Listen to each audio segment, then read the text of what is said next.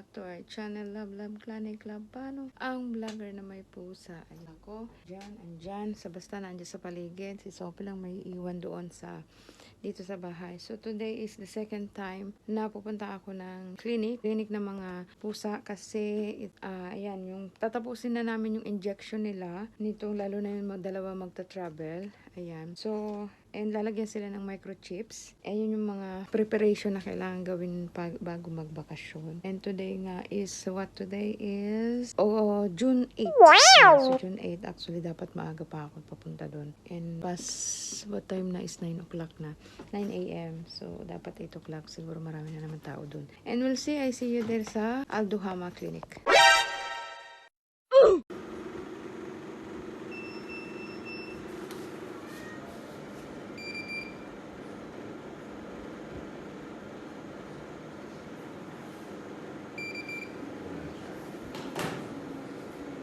Bago kung may microchip, check namin. Oo, dapat. Oo. Baka mag-doble-doble. Kasi iba, doble-doble na. Mayroon tatlong microchip na. Oh. Bawat state pala siya pumunta, pinalalagyan niya, hindi bawal yun. Isa lang. Grabe naman. Kaya na-realize na... Paano malalaman? Yan. Okay. Actually, scan dapat. Ito si... para makapag-travel ka na. Ito yung pangalawa. Alin ito? Pangalawa na ito. Pero hindi naman siya mag-travel, di ba? Hindi. Dalawa lang muna. Hindi kaya ng jet. At least kompleto ng bakuna nila. Ngayon, pagkaroon siyang linggo, yung anti-fungal shampoo muna para hindi lumala.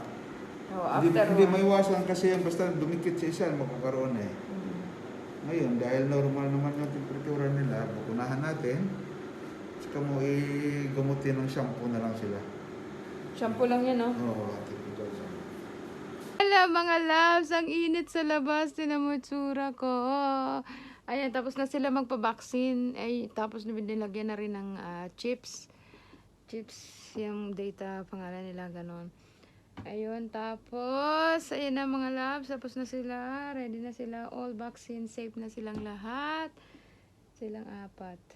And, what else we need? Kailangan kong magpa-register sa BAI, sa government ng Pinas, and also sa ministry. By next week, gagawin ko na yun.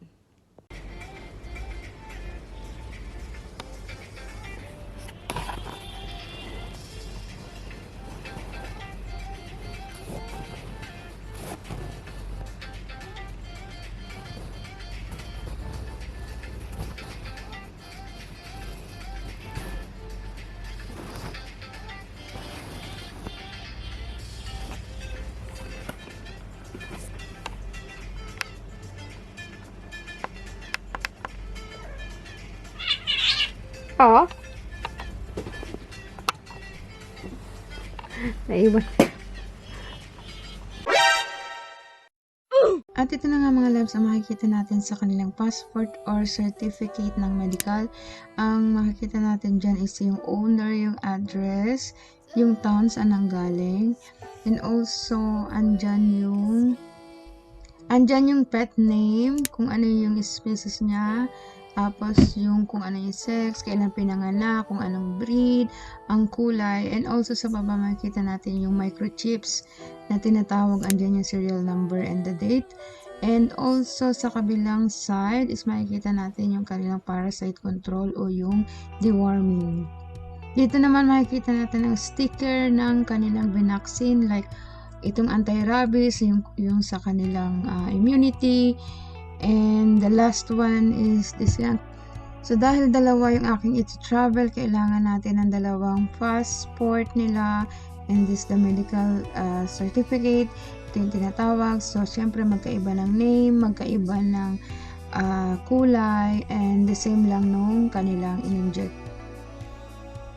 And that's all mga loves for today's vlog. Kung gusto nyo mag-uwi ng mga pets, is kailangan nyo kumpletuhin ang kanilang medical background or medication or certificate ng mga injection nila. Yan ang first steps na kailangan nyong gawin, mga loves. So, kailangan healthy sila bago nyo i-travel, of course. And the next step, mga loves, is ipapakita ko rin sa inyo on the next vlog. And this is it, mga loves. Please do subscribe, like, and share kung nagustuhan nyo at nakakuha kayo ng idea sa pagta-travel ng inyong mga fur babies. I'll see you soon. Bye-bye. God bless.